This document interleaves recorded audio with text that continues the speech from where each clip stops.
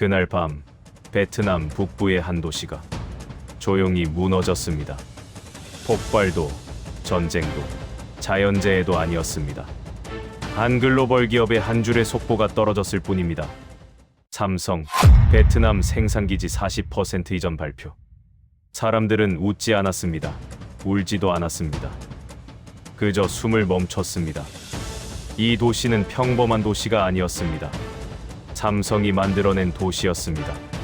도로, 병원, 학교, 일자리, 꿈 모두 그 기업에서 시작됐죠.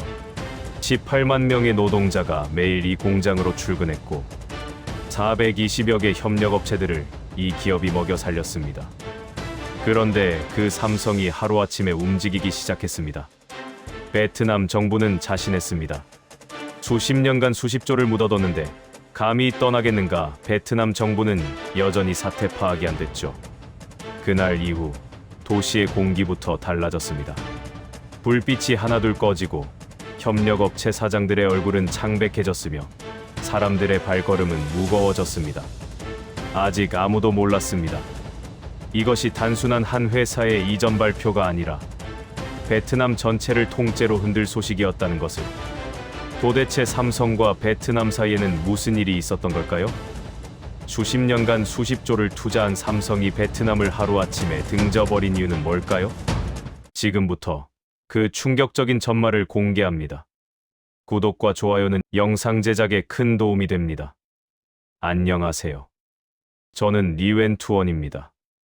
베트남 북부 타이응우엔성에서 20년 넘게 투자 유치를 담당해 온 지방 공무원입니다. 지금도 제 사무실 창밖에는 거대한 산업단지와 푸른 간판이 어른거립니다. 그 간판을 볼 때마다 저는 늘 같은 풍경을 떠올립니다. 끝없이 펼쳐진 논밭, 흙먼지 날리던 비포장도로, 그리고 미래를 상상하기조차 어려웠던 우리 도시의 과거 말입니다.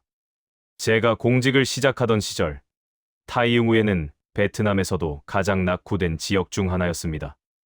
하노이에서 차로 불과 1시간 남짓 떨어져 있었지만 산업이라고 부를 만한 것은 거의 없었고 전력은 잦은 정전이 일상이었으며 젊은이들은 모두 수도로 떠났습니다.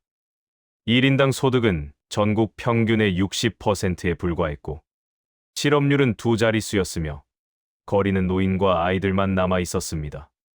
그 폐허 같은 풍경을 완전히 뒤바꾼 존재가 바로 한 한국의 글로벌 기업이었습니다. 15년 전 어느 날, 저는 노이바이 공항에서 그 기업의 실사단을 맞이했습니다. 검은 정장 차림의 한국인 엔지니어들이 타이응우엔 구석구석을 돌아보는 동안 저는 내내 마음이 무거웠습니다. 울퉁불퉁한 도로, 낡은 행정 건물, 공장 하나 없는 풍경이 그들을 맞이했기 때문입니다. 그런데 놀랍게도 그들은 인프라가 아니라 사람을 보았습니다. 성실함, 끈기, 그리고 배우려는 의지를 가진 우리 주민들의 눈빛을 보았습니다. 그날 이후 그 기업은 타이응우엔 외곽의 넓은 농경지를 선택했고 우리는 역사적인 기공식을 맞이했습니다. 아무것도 없던 땅에 거대한 크레인이 세워지고 중장비가 움직이기 시작했을 때 저는 가슴이 벅차올라 눈물을 참을 수 없었습니다. 그 기업의 투자는 단순한 공장 건설이 아니었습니다. 약 40조 원 규모의 장기 투자와 함께 도로, 전력망, 산업단지, 주거단지가 동시에 들어섰습니다. 8차선 고속도로가 뚫렸고 종합병원과 국제학교가 세워졌으며 현대식 아파트 단지가 줄지어 들어섰습니다. 타이응우에는 더 이상 가난한 농촌이 아니라 베트남 북부 산업의 핵심 도시가 되었습니다. 숫자는 그 변화를 분명하게 보여주었습니다. 이 기업이 들어오기 전 우리 성의 1인당 소득은 약 1200달러였지만 이후 3800달러로 3배 이상 뛰었습니다. 실업률은 18%에서 3%로 급감했고 인구는 120만 명에서 180만 명으로 늘어났습니다. 한때 떠났던 젊은이들이 다시 돌아왔고 전국 각지에서 사람들이 일자리를 찾아 몰려들었습니다. 특히 타이응우엔 한 곳에서만 18만 명의 노동자가 고용됐고 420개가 넘는 협력업체가 하나의 거대한 산업 생태계를 이루었습니다. 부품, 포장, 물류, 식품, 주거, 교육, 금융까지 연결되며 지역 경제 전체가 이 기업을 중심으로 움직였습니다. 베트남 수출의 22%를 단 한 기업이 책임질 정도로 영향력은 막대했습니다. 저 개인의 삶도 완전히 달라졌습니다.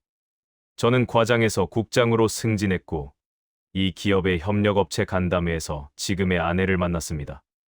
우리 아이들은 이 투자를 계기로 설립된 국제학교에 다녔고 가족의 미래는 타이응우엔의 성장과 함께 있었습니다. 우리만 그런 것이 아니라 도시 전체가 그랬습니다. 이 기업은 단순한 회사가 아니라 삶 그 자체였습니다. 베트남 정부 역시 처음에는 이 한국 기업을 적극적으로 환영했습니다.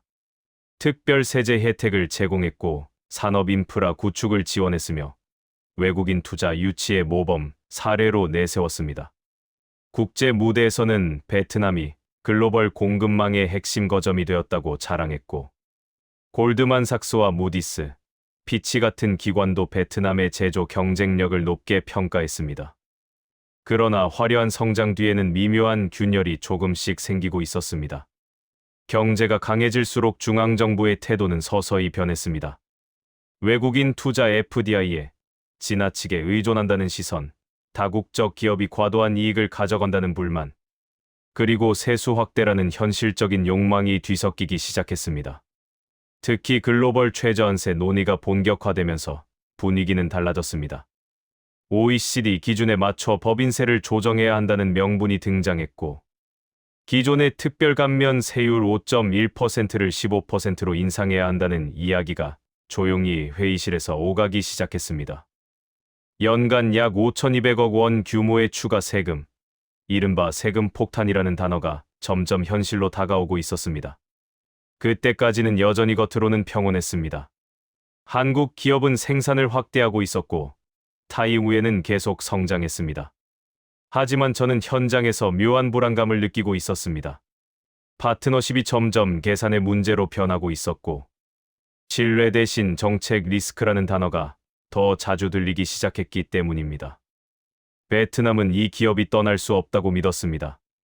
수십 년 동안 수십조 원을 투자했고 6개의 대형 공장을 운영하며 18만 명을 고용한 기업이 하루아침에 등을 돌릴 리 없다는 자신감이 커져갔습니다. 그러나 그 자신감은 점점 오만으로 변해가고 있었습니다.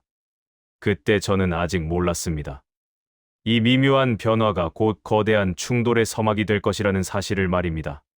진짜 갈등은 따로 있었고 훨씬 더 충격적인 사건이 우리를 기다리고 있었습니다. 시간이 흐르면서 사람들은 그 한국 기업의 이름을 점점 더 또렷이 불렀습니다. 삼성. 타이응우엔을 만든 존재, 베트남 북부 산업의 심장. 그리고 수십 년 동안 베트남 경제를 떠받쳐 온 파트너였습니다. 이제 더 이상 숨길 수 없는 이름이었고 누구도 부정할 수 없는 현실이었습니다. 삼성은 단순히 공장을 세운 기업이 아니었습니다. 스마트폰과 반도체, 전자부품을 통해 베트남을 글로벌 공급망의 중심으로 끌어올린 존재였습니다. 인도 타밀나두와 중국, 한국, 미국을 잇는 거대한 네트워크 속에서 베트남은 삼성 덕분에 세계 제조 지도의 한가운데 서 있었습니다. 베트남 수출의 22%를 책임지는 기업이었고 18만 명의 노동자가 매일 출근하는 산업 생태계의 중심이었습니다. 그러나 그 찬란한 관계 뒤에는 보이지 않는 긴장이 조금씩 쌓이고 있었습니다. 세계 경제 질서가 변하면서 삼성 역시 조용히 고민에 빠져 있었습니다. 글로벌 공급망 다변화라는 단어가 점점 더 자주 들려왔고 중국 리스크, 지정학적 불확실성, 그리고 특정 국가 의존도를 낮춰야 한다는 전략이 본사 회의실에서 논의되기 시작했습니다. 특히 인도 타밀나두 지역은 새로운 제조 허브로 급부상하고 있었습니다. 인도 정부는 공격적인 투자 유치 정책을 펼치며 법인세 감면, 부지 무상 제공, 전력 인프라 지원 등을 약속했고 삼성 입장에서는 베트남과 유사한 조건의 더 넓은 시장까지 얻을 수 있는 매력적인 대안이었습니다. 이때까지만 해도 타이응우엔에서는 아무도 이 변화를 심각하게 받아들이지 않았습니다. 삼성은 여전히 공장을 확장하고 있었고 생산량도 꾸준히 늘어나고 있었기 때문입니다. 사람들은 이렇게 말했습니다. 수십 년간 수십조를 투자한 기업이 하루아침에 떠날 리 없다. 베트남은 너무 중요한 거점이다. 삼성은 우리를 버릴 수 없다. 그러나 중앙정부 내부에서는 전혀 다른 계산이 진행되고 있었습니다. 글로벌 최저한세 도입 논의가 본격화되면서 기획투자부와 재무부 사이에서는 외국 기업에 대한 세제 정책을 재정비해야 한다는 목소리가 커졌습니다. 기존의 삼성에 적용하던 법인세 5.1%를 15%로 올려야 한다는 안건이 회의 테이블에 올라왔고, 연간 약 5,200억 원의 추가 세수를 확보할 수 있다는 계산이 제시되었습니다. 표면적으로는 OECD 기준을 따르는 합리적 조정처럼 보였지만 현장에서는 전혀 다른 해석이 돌고 있었습니다. 지방정부 공무원들은 이것이 단순한 정책 변화가 아니라 삼성과의 파트너십을 시험하는 결정이라고 느끼고 있었습니다. 저는 그 회의 자료를 보면서 가슴이 답답해졌습니다. 숫자 뒤에는 18만 명의 노동자와 420개 협력업체, 그리고 그들의 가족이 있다는 사실이 완전히 잊힌 것처럼 보였기 때문입니다. 더 큰 문제는 이 논의가 비공식적으로 진행되었다는 점이었습니다. 삼성과 충분한 협의 없이 갑작스럽게 정책을 바꾸려는 움직임이 감지되자 저는 불안감이 커졌습니다. 한때 상호 신뢰를 기반으로 성장했던 관계가 점점 거래 관계로 변해가고 있었고, 신뢰라는 단어보다 정책 리스크라는 단어가 더 자주 등장했습니다. 그 무렵 또 다른 징후가 나타났습니다. 베트남 북부 지역의 전력 수급 문제가 심각해지기 시작한 것입니다. 산업 수요가 급증하면서 여름철 전력 부족이 반복되었고, 주거용 전력을 우선하기 위해 산업단지의 선택적 단전이 검토되고 있다는 소문이 돌았습니다. 표면적으로는 불가피한 조치였지만 삼성과 같은 대형 제조업체 입장에서는 치명적인 위험 요소였습니다.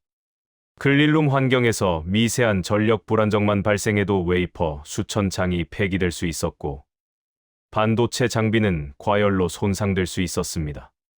이런 이야기를 들을 때마다 저는 심장이 내려앉았습니다. 베트남이 쌓아온 산업 경쟁력이 한순간에 무너질 수도 있었기 때문입니다. 그럼에도 불구하고 중앙정부는 자신감을 보였습니다.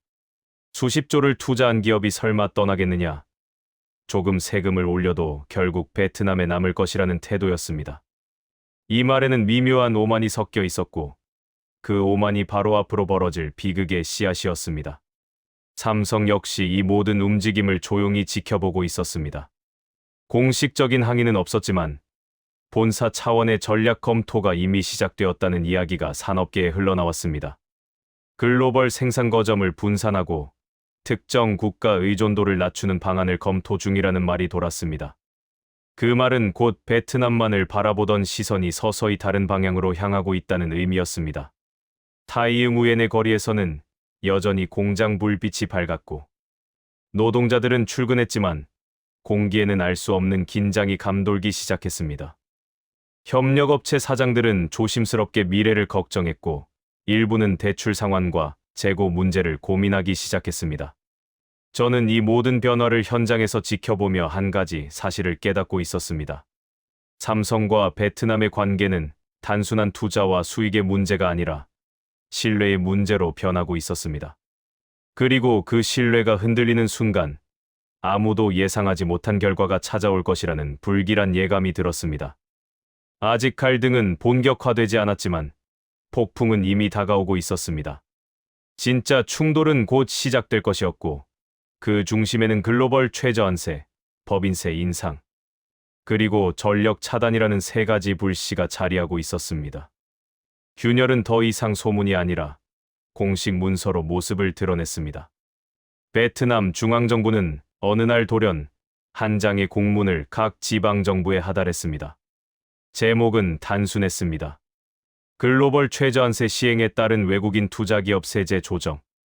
그러나 그 내용은 타이응우엔을 포함한 북부 산업지대 전체를 뒤흔들 만한 것이었습니다. 문서의 핵심은 분명했습니다. 그동안 한국 기업에 적용되던 특별 감면 법인세율 5.1%를 15%로 상향 조정한다는 방침이었습니다. 명분은 OECD 기준을 따르는 국제 규범 준수였고, 표면적으로는 합리적인 정책 조정처럼 보였습니다. 그러나 현장에서 그 숫자가 의미하는 것은 전혀 달랐습니다. 연간 약 5,200억 원에 달하는 추가 부담, 이른바 세금 폭탄이 현실이 되는 순간이었습니다. 저는 그 문서를 읽으며 손이 떨렸습니다. 15년 전 투자 유치 당시 베트남이 약속했던 세제 혜택 기간이 아직 남아 있었기 때문입니다. 그 약속은 단순한 행정 문서가 아니라 타이응우엔과 삼성, 그리고 수십만 명의 삶을 잇는 신뢰의 끈이었습니다. 저는 즉시 하노이로 향했습니다. 기획투자부 차관을 만나 이 결정이 얼마나 위험한지 설명하고 싶었습니다. 회의실에서 마주한 중앙정부 관료들은 자신감에 차 있었습니다. 글로벌 기준을 다루는 것은 당연한 수순이며 수십조 원을 투자한 기업이 설마 베트남을 떠나겠느냐는 태도였습니다. 그들의 눈빛에는 미묘한 우월감이 담겨 있었습니다. 베트남은 더 이상 가난한 농업국가가 아니라 성장한 제조국이며 외국 기업은 베트남에 의존할 수밖에 없다는 생각이 깔려 있었습니다. 저는 그 자리에서 삼성이 떠날 수 있다고 경고하고 싶었지만 지방 공무원의 목소리는 중앙의 높은 벽 앞에서 쉽게 닿지 않았습니다. 그 무렵 삼성 내부에서도 변화가 감지되고 있었습니다. 베트남 법인 명의로 한 통의 공식 공문이 지방정부에 전달되었습니다. 문장은 외교적으로 정제되어 있었지만 의미는 분명했습니다. 삼성은 베트남 정부의 정책을 존중하지만 글로벌 공급망 다변화 전략에 따라 인도, 타밀나두를 포함한 대체 거점을 검토 중이라는 내용이었습니다. 이것은 협박이 아니라 경고였습니다. 세금을 내지 않겠다는 뜻이 아니라 어디에서 세금을 낼지를 삼성 스스로 결정하겠다는 신호였습니다. 저는 그 문서를 보며 등골이 서늘해졌습니다. 삼성의 침묵 뒤에는 이미 치밀한 계산이 움직이고 있었기 때문입니다. 그러나 중앙정부는 이 경고를 가볍게 여겼습니다. 다음 날 발표된 정부 대변인의 논평은 단호했습니다. 정책에는 변함이 없으며 외국 기업은 베트남의 성장에 상응하는 기여를 해야 한다는 내용이었습니다. 그 문장 속에는 삼성의 불만을 달래기보다는 길들이겠다는 뉘앙스가 담겨 있었습니다. 그 시점부터 삼성은 겉으로는 평온했지만 내부적으로는 움직이기 시작했습니다. 인도 타밀나두의 신규 산업단지를 정밀 검토하기 위한 실무팀이 파견되었고 현지 정부와 인프라 조건, 법인세 혜택, 전력 안정성, 노동시장 환경을 면밀히 분석하기 시작했습니다. 공식 발표는 없었지만 글로벌 생산기지 재편의 첫 단추가 조용히 끼워지고 있었습니다. 타이응우엔에서는 여전히 공장이 정상 가동되고 있었지만 공기 속에는 이전과 다른 긴장이 감돌았습니다. 협력업체 사장들은 향후 세제 변화가 납품, 단가와 이익 구조에 어떤 영향을 미칠지 계산하기 시작했고 일부는 대출 구조를 재검토했습니다. 산업단지 회의실에서는 처음으로 삼성 의존도를 줄여야 한다는 말이 조심스럽게 나오기 시작했습니다. 그러나 진짜 위기는 다른 곳에서 다가오고 있었습니다. 베트남 북부의 전력 수급 문제가 점점 심각해졌습니다. 여름철 폭염이 이어지면서 에어컨 사용이 급증했고 주거용 전력 수요가 치솟았습니다. 중앙정부는 국민 생활 전력을 우선하겠다는 방침을 내세웠고 산업단지에 대한 선택적 단전이 현실화될 가능성이 커졌습니다. 이 결정은 표면적으로는 합리적으로 보였지만 반도체와 정밀 전자제품을 생산하는 공장에는 치명적인 위험이었습니다. 클린룸 환경은 단 한 번의 전력 중단만으로도 수천 장의 웨이퍼를 폐기해야 하는 상황을 만들 수 있었고 고가의 장비는 돌이킬 수 없는 손상을 입을 수 있었습니다. 그럼에도 불구하고 중앙정부는 자신감을 유지했습니다. 삼성은 베트남을 떠날 수 없을 것이며 전력 문제도 일시적인 불편일 뿐이라는 태도였습니다. 저는 현장에서 그 말을 들을 때마다 불안감이 커졌습니다. 신뢰라는 이름의 안전망이 서서히 찢어지고 있었기 때문입니다. 삼성은 여전히 공개적인 비판을 하지 않았습니다. 언론 인터뷰도 공식 성명도 없었습니다. 그러나 그 침묵은 굴복이 아니라 준비라는 사실을 저는 직감하고 있었습니다. 글로벌 공급망 다변화, 인도 타밀나두 검토, 정책 리스크 분석. 그리고 전력 안정성 평가가 모두 하나의 방향을 가리키고 있었기 때문입니다. 타이응우엔의 밤거리는 여전히 밝았지만 그 빛은 예전처럼 따뜻하지 않았습니다. 협력업체의 네온 사이는 깜박였고 노동자들의 발걸음에는 미묘한 불안이 묻어 있었습니다. 사람들은 아직도 삼성은 떠나지 않을 것이라고 말했지만 공기 속에는 설명할 수 없는 긴장이 스며들고 있었습니다. 저는 그때 비로소 깨달았습니다. 이 문제는 단순한 세금이나 전력 문제가 아니라 베트남과 삼성 사이의 신뢰가 시험대에 오른 순간이라는 사실을 말입니다. 그리고 그 시험에서 한 번의 판단, 착오가 도시 전체를 흔들 수 있다는 두려움이 제 마음을 짓누르고 있었습니다. 아직 누구도 알지 못했습니다. 이 갈등이 단순한 협상이나 조정이 아니라 베트남 경제 전체를 뒤흔들 거대한 충돌로 이어질 것이라는 사실을 말입니다. 진짜 위기는 이제 막 시작되고 있었던 것이었습니다. 폭풍은 이미 바다 위에서 만들어지고 있었습니다. 베트남이 아직 깨닫지 못한 사이 삼성의 시선은 조용히 인도 타밀라두를 향하고 있었습니다. 그 움직임은 언론을 떠들썩하게 만드는 발표가 아니라 극도로 절제된 실무 단계에서 시작되었습니다. 타밀라두 주정부는 그 무렵 대대적인 투자 유치 패키지를 공식화하고 있었습니다. 법인세 감면 장기 보장, 산업단지 부지 무상 제공, 전력 인프라 전액 지원, 고속도로와 항만 연결 확충, 그리고 숙련 노동 인력 양성을 위한 정부 주도 교육 프로그램까지 포함된 조건이었습니다. 표면적으로는 베트남과 비슷한 그림처럼 보였지만 실제로는 훨씬 공격적인 수준이었습니다. 인도 정부는 공개적으로 말했습니다. 세계 최대 전자기업이 들어온다면 타밀라두를 아시아 최고의 제조 허브로 만들겠다고 약속했습니다. 전력 안정성을 최우선 과제로 삼고 산업단지, 전용 송전망을 구축하겠다고 발표했으며 세금과 규제 측면에서도 기업 친화적 환경을 만들겠다고 천명했습니다.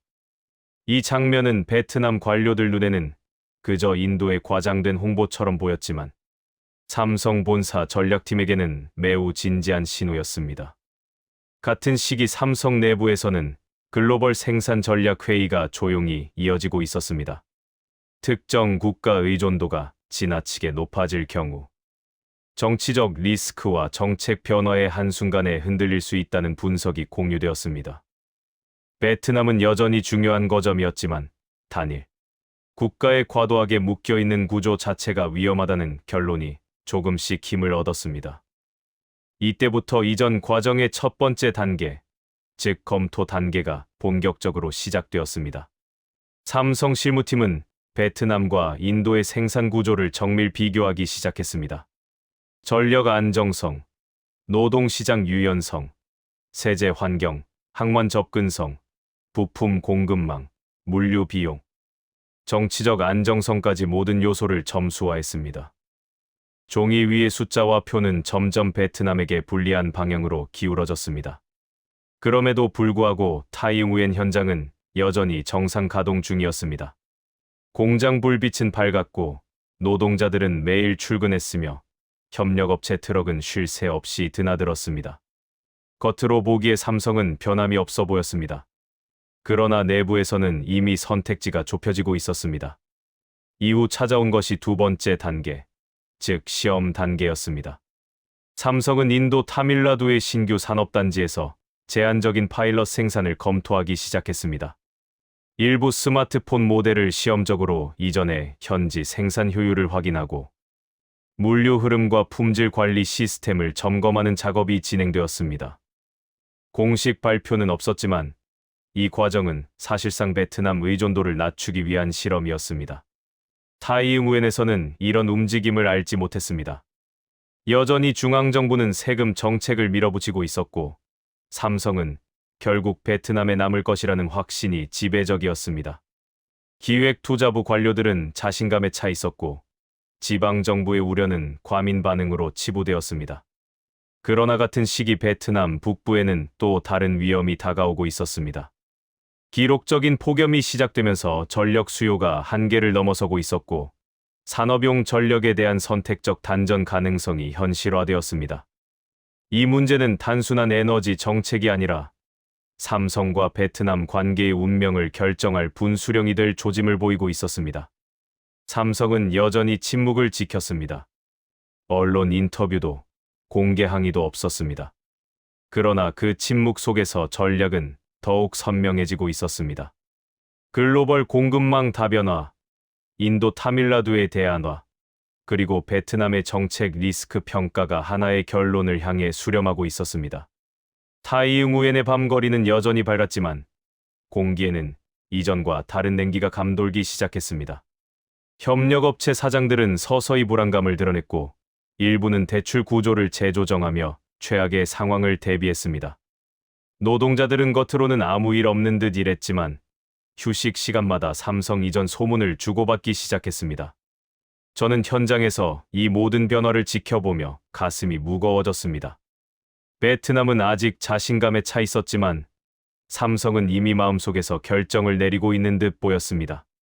그 결정이 무엇이든 타이응우엔과 베트남 전체의 운명을 바꿀 것이 분명했습니다. 그때 저는 깨달았습니다. 진짜 갈등은 세금이나 전력 문제가 아니라 신뢰의 붕괴에서 시작되고 있다는 사실을 말입니다. 그리고 그 신뢰가 무너지면 아무리 많은 투자와 일자리가 있어도 관계는 돌이킬 수 없다는 것을 알게 되었습니다. 아직 공식 발표는 없었지만 이전 과정의 바퀴는 이미 돌아가기 시작했습니다. 베트남은 여전히 이를 인식하지 못했고 삼성은 조용히 다음 단계를 준비하고 있었습니다. 진짜 충돌은 이제 막 문턱을 넘어서고 있었습니다. 여름이 깊어지던 어느 날 타이응우에는 전례 없는 더위에 휩싸였습니다. 기온은 45도에 육박했고 도시는 숨이 막힐 듯한 열기에 잠겼습니다. 아파트마다 에어컨이 최대 출력으로 돌아갔고 상점과 사무실은 냉방을 멈출 수 없었습니다. 전력 수요는 순식간에 한계를 넘어섰고 북부 전력망 전체가 비명을 지르기 시작했습니다. 중앙정부는 긴급 회의를 열었습니다. 공식 발표는 간단했습니다. 국민 생활 전력을 최우선으로 보호한다. 산업단지 전력은 상황에 따라 조정한다. 그 말 한마디는 곧 타이응우엔 산업단지의 운명을 결정짓는 선언이었습니다. 그날 오후 삼성 타이응우엔 공장의 전기가 갑자기 끊겼습니다. 처음에는 순간적인 정전이라고 생각했습니다. 그러나 1분이 지나도 10분이 지나도 전력은 돌아오지 않았습니다. 클린룸 안에서 가동 중이던 반도체 장비들은 하나둘 비명을 지르듯 멈춰섰습니다. 미세한 온도와 압력, 습도를 유지해야 하는 공간이 순식간에 균형을 잃었습니다. 엔지니어들은 방진복을 입은 채 허둥지둥 뛰어다녔습니다. 수천 장의 웨이퍼가 한순간에 오염될 위기에 놓였습니다. 일부 장비는 과열로 자동 정지했고 복구 절차는 혼란 속에 뒤엉켰습니다. 공장 내부에는 묘한 침묵과 긴장이 뒤섞인 공기가 흘렀습니다. 그 사이 저는 현장으로 달려가고 있었습니다. 전력공사에 수십 통의 전화를 걸었지만 돌아온 답은 냉담했습니다. 선택적 단전 대상입니다. 복구 시간은 미정입니다. 상부 지침입니다. 그 말이 얼마나 잔인한 의미인지 저는 누구보다 잘 알고 있었습니다. 반도체 생산에서 6시간의 전력 중단은 단순한 정지가 아니라 수백억, 수천억 단위의 손실을 의미했습니다. 장비가 멈추는 것은 복구할 수 있지만 오염된 웨이퍼는 다시 살릴 수 없었습니다. 공장 앞에는 노동자들이 모여 있었습니다. 그들의 얼굴에는 불안이 가득했습니다. 잔업수당이 사라질 것이라는 걱정, 혹시 구조조정이 시작되는 것은 아닐까 하는 두려움이 눈빛에 담겨 있었습니다. 어떤 이는 휴대폰으로 본사 뉴스를 검색했고 어떤 이는 조용히 담배만 피우며 하늘을 바라보았습니다. 6시간이 지나서야 전력은 복구되었습니다. 그러나 그 사이 공장은 이미 심각한 피해를 입었습니다. 클린룸 내부의 웨이퍼 수만 장이 폐기 대상이 되었고 일부 핵심 장비는 과열로 손상을 입었습니다. 삼성 내부 추산으로 최소 수천억 원 규모의 피해가 발생했습니다. 그날 밤 저는 공장 안을 걸었습니다. 평소라면 쉼없이 돌아가던 라인은 멈춰 있었고 방진복을 입은 엔지니어들은 지친 얼굴로 복구 작업에 매달리고 있었습니다. 어떤 한국인 관리자는 유리창 너머 멈춰 선 장비를 바라보며 말없이 고개를 떨구고 있었습니다. 삼성은 이 사건에 대해 공식적인 비난을 하지 않았습니다. 언론 인터뷰도 없었고 정부를 향한 성명도 발표하지 않았습니다. 그 침묵은 오히려 더 무서웠습니다. 중앙정부 관료들은 이를 자신들의 승리로 해석했습니다. 결국 삼성도 버티지 못하고 굴복한 것이라고 생각했습니다. 그러나 그 침묵은 굴복이 아니라 계산이었습니다. 삼성 본사에서는 긴급 태스크포스가 꾸려졌습니다. 베트남에서의 전력 리스크, 세제 불확실성, 정책 변동성을 종합적으로 재평가하는 회의가 연이어 열렸습니다. 타이응우에는 여전히 중요한 거점이었지만 더 이상 안전한 파트너가 아니라는 인식이 확산되었습니다. 특히 클릴룸 피해 사건은 결정적인 전환점이었습니다. 단전이 단순한 사고가 아니라 정부 정책의 결과라는 점이 분명해졌기 때문입니다. 삼성 내부 보고서에는 이런 문장이 적혔습니다. 베트남은 제조 안정성이 아니라 정치적 변수로 변했다. 같은 시기 인도 타밀라두에서는 삼성 유치를 위한 준비가 빠르게 진행되고 있었습니다. 주정부는 산업단지 전용 송전망 구축을 약속했고 안정적인 전력 공급을 보장하겠다는 서면 확약을 제시했습니다. 법인세 감면, 부지 무상 제공, 인프라 지원까지 모든 조건이 맞춰지고 있었습니다. 이제 이전 과정은 세 번째 단계, 즉 파일럿 이전을 넘어 실질적인 이전 결정 단계로 들어서고 있었습니다. 삼성은 일부 스마트폰 생산 라인을 인도로 옮기는 방안을 구체화하기 시작했고 연간 수천만 대 규모의 물량 이동을 검토했습니다. 베트남에서는 이 움직임을 거의 감지하지 못했습니다. 타이응우엔의 협력업체들은 여전히 불안 속에 있었습니다. 어떤 사장은 은행 대출 상환을 걱정하며 밤잠을 이루지 못했고 어떤 사장은 직원 감축을 고민하기 시작했습니다. 그러나 중앙정부는 여전히 태연했습니다. 삼성은 떠날 수 없다는 확신이 변하지 않았기 때문입니다. 그 무렵 삼성 내부에서는 또 다른 감정이 흐르고 있었습니다. 분노가 아니라 실망이었습니다. 15년 동안 함께 성장해 온 파트너가 자신들을 협박하듯 대하는 모습에 깊은 허탈감을 느꼈습니다. 그러나 동시에 타이응우엔 노동자들을 향한 연민도 커졌습니다. 그들은 아무 잘못이 없었기 때문입니다. 저는 현장에서 그 미묘한 변화를 느끼고 있었습니다. 삼성은 더 이상 베트남을 적으로 보지 않았지만 이전처럼 신뢰할 수 있는 동반자로도 보지 않았습니다. 관계는 이미 되돌릴 수 없는 지점에 도달하고 있었습니다. 그날 이후 공장은 완전히 복구되지 못했습니다. 일부 라인은 정상화되었지만 생산 일정은 크게 지연되었습니다. 납기 차질이 발생했고 글로벌 공급망 전체에 작은 파장이 일었습니다. 그러나 삼성은 여전히 공개적으로 항의하지 않았습니다. 그 침묵 속에서 최종 결정을 준비하고 있었습니다. 타이응우엔의 밤은 여전히 밝았지만 예전과는 다른 공기가 감돌았습니다. 불빛은 있었지만 따뜻함은 사라졌고 활기는 있었지만 불안이 뒤섞여 있었습니다. 사람들은 아직도 삼성은 떠나지 않을 것이라고 말했지만 그 말에는 예전 같은 확신이 담겨 있지 않았습니다. 저는 그때 비로소 깨달았습니다. 이 전력 차단 사건은 단순한 사고가 아니라 베트남이 스스로 신뢰를 무너뜨린 순간이었습니다.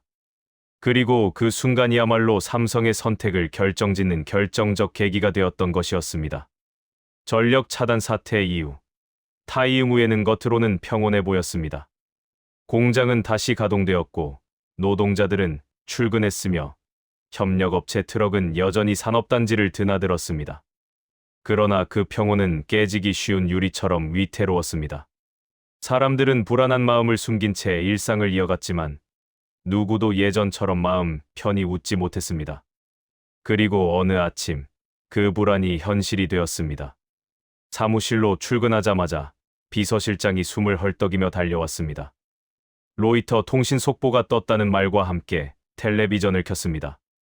화면에는 삼성전자의 공식 발표가 자막으로 흘러나오고 있었습니다. 삼성, 베트남 생산기지 물량 40% 인도 타밀라두, 이전 공식 발표. 순간 제 머릿속이 하얗게 비었습니다.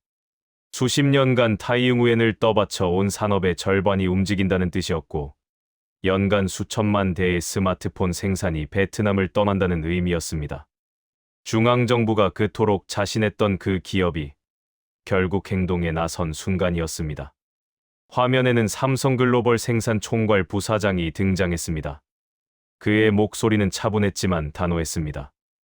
이번 결정은 글로벌 공급망 다변화 전략의 일환이며 특정 지역 의존도를 낮추고 리스크를 분산하기 위한 조치라고 설명했습니다. 그 말은 외교적 표현이었지만 그 안에는 베트남을 향한 분명한 메시지가 담겨 있었습니다. 타이응후에는 순식간에 술렁이기 시작했습니다.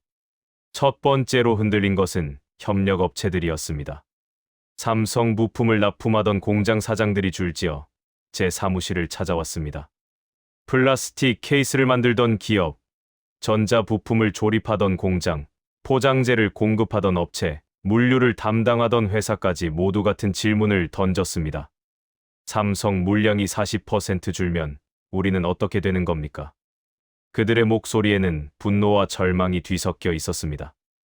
어떤 사장은 눈물을 흘리며 직원 300명을 해고해야 할지도 모른다고 말했고, 어떤 사장은 은행 대출 상환을 감당할 수 없다고 하소연했습니다. 15년 동안 삼성만 보고 사업을 키워온 사람들이 한순간에 벼랑 끝에 서게 된 것입니다. 협력업체 420개가 연쇄적으로 흔들리기 시작했습니다. 일부는 즉시 구조조정에 들어갔고, 일부는 공장 가동을 축소했으며 몇몇 기업은 문을 닫기 시작했습니다. 산업단지 곳곳에 임대 안내 현수막이 걸렸고 반쯤 지어진 공장은 공사를 멈춘 채 방치되었습니다. 두 번째로 무너진 것은 부동산 시장이었습니다. 삼성 이전 발표 일주일 만에 타이응후엔 아파트 가격이 하루 만에 15% 떨어졌고 다음 날 다시 10%가 하락했습니다. 집을 팔려고 내놓는 사람은 넘쳐났지만 사려는 사람은 없었습니다. 건설 중이던 아파트 단지는 공사가 중단되었고 미분양 물량은 눈덩이처럼 불어났습니다. 부동산 중개업소들은 하나둘 문을 닫았고 은행들은 대출 상환 압박을 시작했습니다. 삼성 덕분에 살아났던 도시의 풍경이 순식간에 침체의 색으로 물들었습니다. 세 번째 도미노는 소비 시장이었습니다. 삼성 노동자들은 지갑을 닫기 시작했습니다. 잔업 수당이 줄어들 수 있다는 불안, 구조조정 가능성에 대한 공포가 사람들의 마음을 짓눌렀습니다. 식당은 텅 비었고 카페는 문을 닫았으며 옷가게와 미용실, 노래방까지 손님이 끊겼습니다. 불과 한 달 전까지 활기 넘치던 거리가 유령 도시처럼 변해갔습니다. 타이응후엔만의 문제가 아니었습니다. 글로벌 금융기관들도 반응하기 시작했습니다. 골드만삭스는 베트남 투자 등급 하향 검토 보고서를 발표하며 정책 리스크 증가를 지적했습니다. 무디스와 피치 역시 비슷한 분석을 내놓으며 계약 불이행과 전력 차단 사례가 법치주의에 대한 신뢰를 훼손했다고 평가했습니다. 그 영향은 곧 다른 외국 기업으로 번졌습니다. 일본 캐논은 베트남 공장 증설 계획을 재검토한다고 밝혔고 대만 폭스콘은 신규 투자를 보류했습니다. 미국 인텔은 베트남 반도체 패키징 공장 확장 계획을 연기했습니다. 삼성 하나의 결정이 베트남 전체의 외국인 투자 흐름을 흔들어 놓은 것입니다. 중앙정부는 뒤늦게 당황했습니다.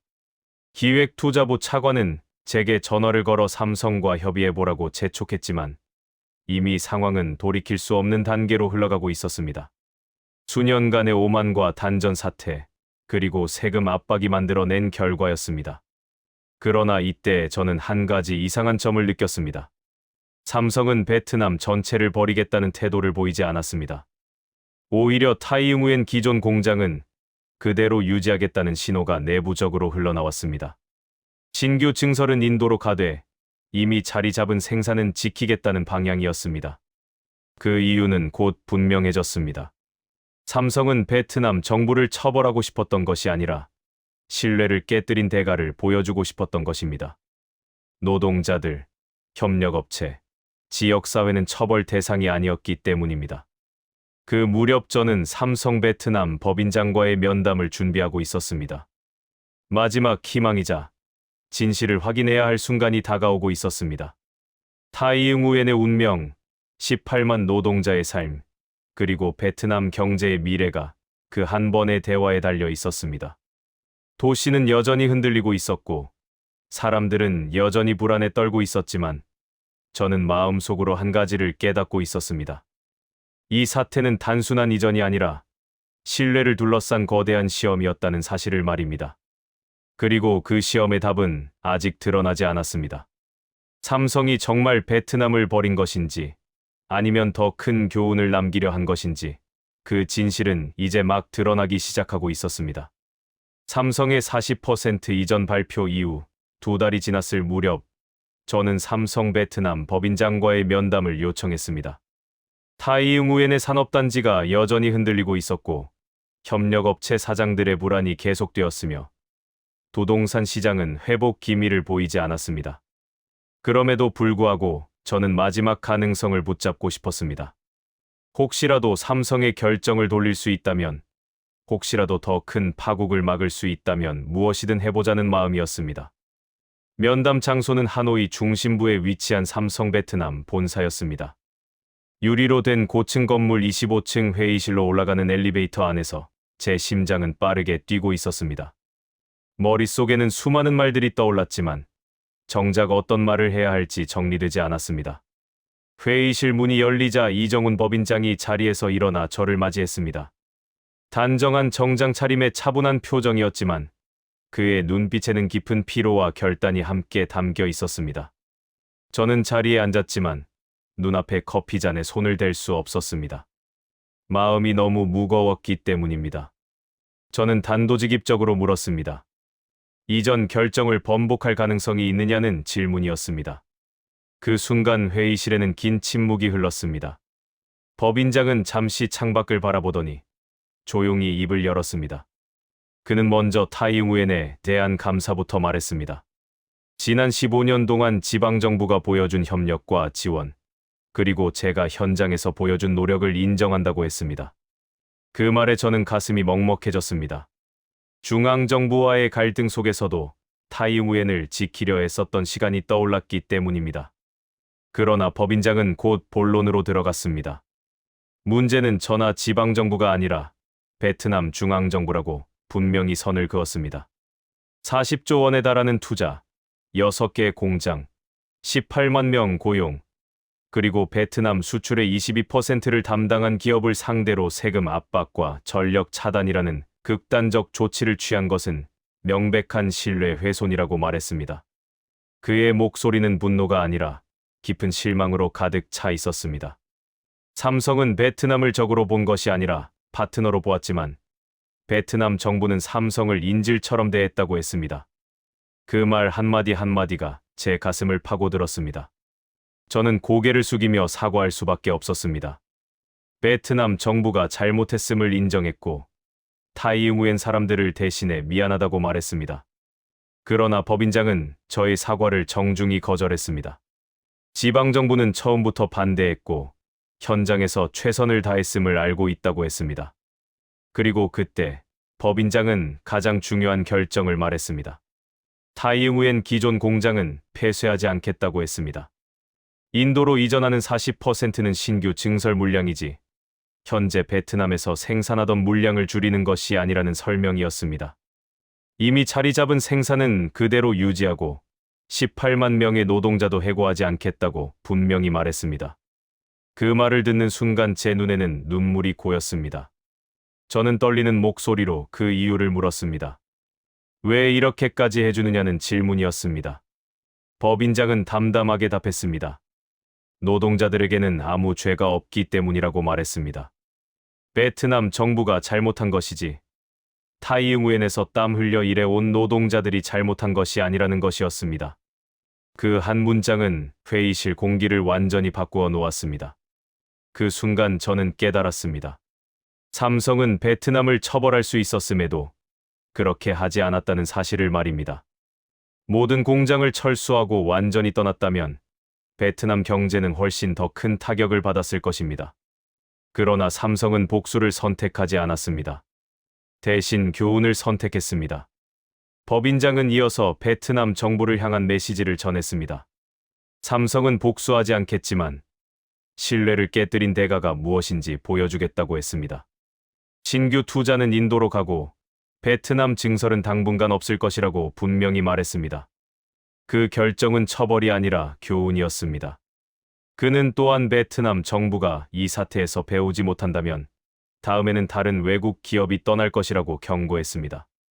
삼성은 처음이자 마지막 사례가 아니며 정책 리스크를 무시한 국가에는 결국 외국인 투자가 등을 돌릴 것이라는 냉정한 현실을 말했습니다.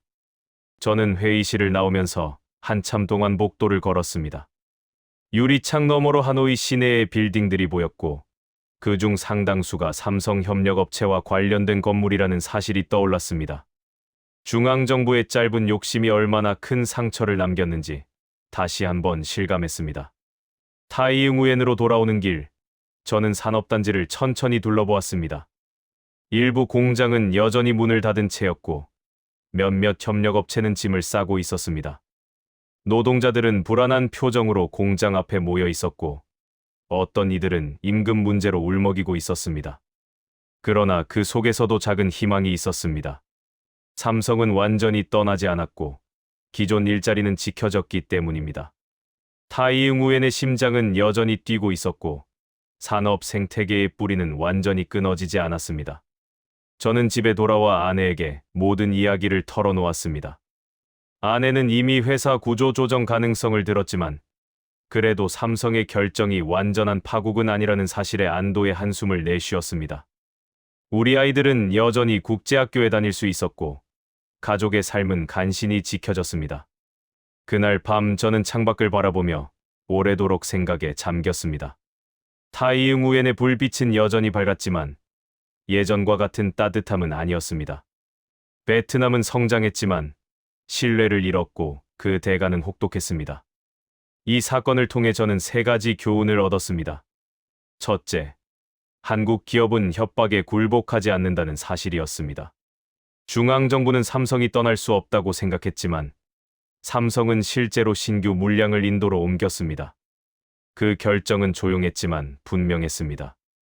둘째, 신뢰는 돈으로 살 수 없다는 진실이었습니다.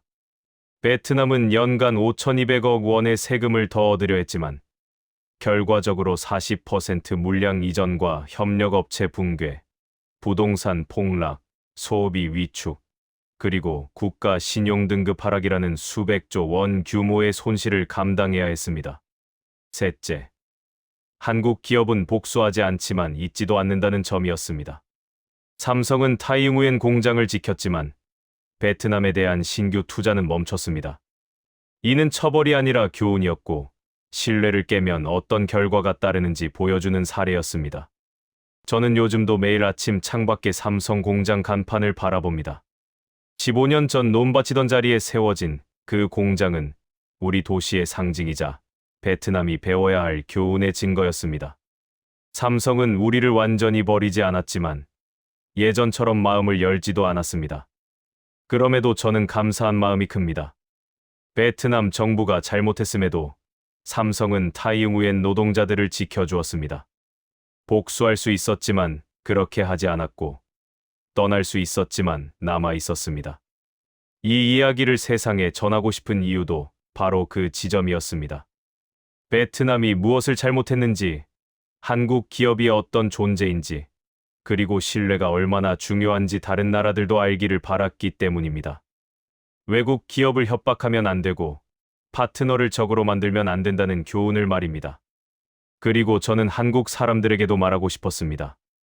당신들의 기업은 단순히 돈을 버는 존재가 아니라 사람을 생각하는 기업이라는 사실을 말입니다. 삼성뿐 아니라 현대, LG, SK와 같은 한국 기업들이 보여준 태도가 바로 그 증거였습니다. 타이응우엔에서 겪은 이 사건은 베트남에게는 아픈 상처였지만 동시에 값비싼 교훈이었습니다. 신뢰를 지키는 것이 얼마나 중요한지, 그리고 그 신뢰가 무너지면 어떤 대가를 치르는지 분명히 보여준 순간이었습니다. 시간이 흘러 타이응우엔의 상처는 완전히 아물지 않았지만 도시는 다시 천천히 숨을 고르기 시작했습니다. 삼성의 기존 공장은 여전히 가동되고 있었고 18만 명의 노동자들은 매일 출근했습니다. 산업단지의 불빛은 다시 켜졌지만 예전처럼 화려하지는 않았습니다. 대신 그 빛에는 무언가를 잃어버린 뒤 얻은 성숙함이 담겨 있었습니다. 협력업체들은 더 이상 삼성만 바라보지 않았습니다. 일부는 다른 고객을 찾기 시작했고, 일부는 사업 구조를 바꾸었으며, 몇몇은 인도로 이전을 검토했습니다. 타이응우에는 예전처럼 단일 기업 의존 도시가 아니라 분산된 산업 생태계를 고민하는 도시가 되어 있었습니다. 부동산 시장도 서서히 안정세를 찾았지만 이전의 거품은 완전히 사라졌습니다. 사람들은 더 이상 단기 투기나 과도한 대출에 의존하지 않았습니다. 대신 실질적인 산업 기반과 장기적인 성장 가능성을 따지기 시작했습니다. 아픔이 남긴 변화였습니다. 중앙정부 역시 더 이상 예전의 자신감만을 내세울 수 없었습니다. 글로벌 투자 은행들의 보고서, 국가 신용등급 논의, 그리고 다른 외국 기업들의 투자 보류가 베트남 정책의 긴 그림자를 드리웠습니다. 골드만삭스와 무디스, 피치는 베트남의 정책 리스크를 계속 주시했고, 이는 베트남이 국제사회에서 얻은 교훈이기도 했습니다. 그 과정에서 한 가지 분명한 사실이 남았습니다. 베트남이 잃은 것은 단순히 생산 물량이 아니었습니다. 잃은 것은 신뢰였습니다. 그리고 신뢰는 한번 깨지면 다시 회복하는데 몇 년이 아니라 수십 년이 걸릴 수 있었습니다. 삼성의 40% 이전은 단순한 기업 전략이 아니라 신뢰 붕괴에 대한 냉정한 답이었습니다. 저는 요즘도 매일 아침 창밖을 바라봅니다. 15년 전 논밭이던 자리에는 거대한 공장이 서 있고 그 위로 한국 기업의 푸른 간판이 빛나고 있습니다. 그 간판은 더 이상 단순한 기업 로고가 아니라 베트남이 배워야 할 교훈의 상징이 되었습니다. 삼성은 베트남을 완전히 떠나지 않았습니다. 복수할 수 있었지만 그렇게 하지 않았고 모든 공장을 철수할 수 있었지만 남아 있었습니다. 대신 신규 투자는 인도로 향했고 베트남에는 뼈아픈 교훈만 남았습니다. 그 교훈은 분명했습니다. 외국 기업을 협박하면 안 되고 파트너를 적으로 만들어서는 안 되며 눈앞의 세수만을 쫓아 장기적인 신뢰를 버려서는 안 된다는 사실이었습니다. 저는 베트남 공무원으로서 부끄러움과 책임감을 동시에 느꼈습니다. 우리가 더 현명했다면 이 사태는 막을 수 있었을지도 모른다는 생각이 아직도 저를 괴롭힙니다. 그러나 동시에 저는 한 가지에 깊이 감사했습니다.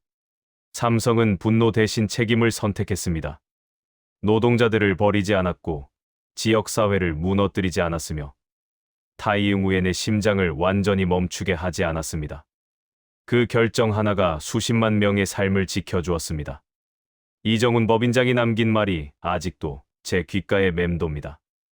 노동자들에겐 죄가 없으니까요. 그 한마디는 단순한 변명이 아니라 한국 기업이 가진 철학을 보여주는 선언이었습니다. 그래서 저는 이 이야기를 세상에 전하고 싶었습니다. 베트남이 무엇을 잘못했는지, 그리고 한국 기업이 어떤 존재인지 알리고 싶었습니다. 돈보다 사람을 먼저 생각하고 분노보다 책임을 선택하며 복수보다 교훈을 남기는 기업이 있다는 사실을 말입니다. 한국의 기업들은 단순히 이익을 추구하는 조직이 아니었습니다. 삼성, 현대, LG, SK 같은 기업들은 국가의 얼굴이자 가치였습니다. 그들은 기술뿐 아니라 태도와 신뢰로 세계를 움직이고 있었습니다. 타이응우엔에서 일어난 이 사건은 베트남에게는 아픈 실패였지만 동시에 값비싼 교훈이었습니다. 그리고 그 교훈을 받아들일 수 있다면 베트남은 더 강해질 수 있었습니다. 저는 지금도 믿고 있습니다. 베트남이 다시 신뢰를 쌓고 정책 리스크를 줄이며 진정한 파트너십을 선택한다면 언젠가 삼성은 다시 베트남을 바라볼지도 모른다고 말입니다. 그러나 그 선택은 더 이상 삼성의 손에 있지 않습니다. 베트남의 손에 달려 있었습니다. 그리고 저는 한 가지를 분명히 말하고 싶습니다. 삼성은 우리를 버리지 않았습니다. 우리가 먼저 신뢰를 버렸던 것이었습니다. 이 이야기를 들은 누군가는 분노할 수도 있고 누군가는 안타까워할 수도 있으며 누군가는 한국을 자랑스럽게 느낄 수도 있습니다. 그러나 분명한 것은 하나였습니다. 신뢰는 모든 것의 출발점이었고 그 신뢰가 무너진 순간 모든 것이 흔들렸다는 사실이었습니다. 타이응우엔의 밤하늘 아래에서 저는 오늘도 그 교훈을 되새기고 있습니다. 오늘의 영상은 여기까지입니다. 감사합니다.